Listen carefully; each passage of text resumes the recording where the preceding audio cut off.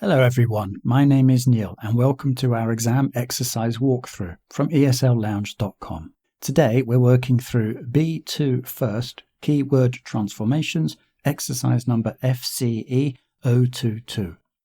Let's start with question 1. The original sentence is, "This is the first time I have ever drunk rum."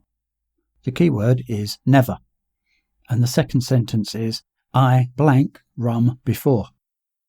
The correct answer is, I have never drunk rum before. Here we use the present perfect tense to indicate that until this point in time, I have never before had the experience of drinking rum. The meaning remains the same, with never before matching this is the first time in the first sentence, emphasizing that this is a new experience for me.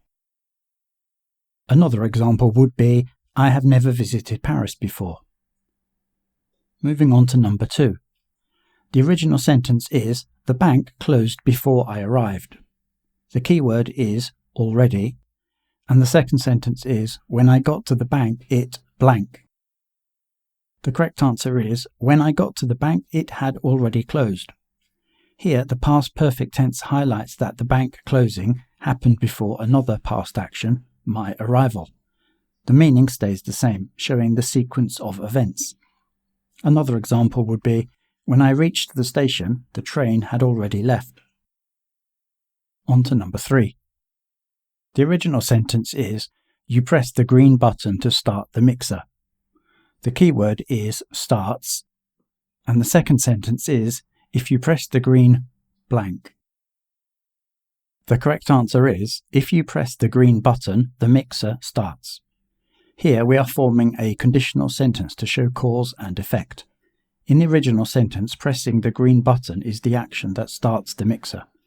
We keep the same meaning by making it clear that pressing the button leads to the mixer starting.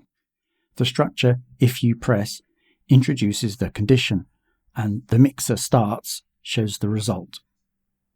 Another example would be, if you turn that key, the engine starts. Here's number 4. The original sentence is, do you know how many letters are delivered by the post office every year? The keyword is delivers. And the second sentence is, do you know how many letters blank year? The correct answer is, do you know how many letters the post office delivers every year? In this transformation, we are switching from passive to active. The original sentence is in the passive voice, focusing on the action done to the letters. By changing it to active voice, we shift the focus to the doer of the action, the post office, while keeping the meaning the same. Another example would be, how many books does the library lend out every month? Let's go to number 5. The original sentence is, stop interrupting me all the time.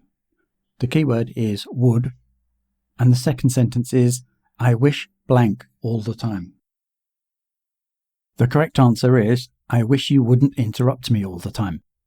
Here we use wouldn't to express a wish about someone's behavior. The transformation keeps the meaning the same, showing the speaker's desire for the interruptions to stop.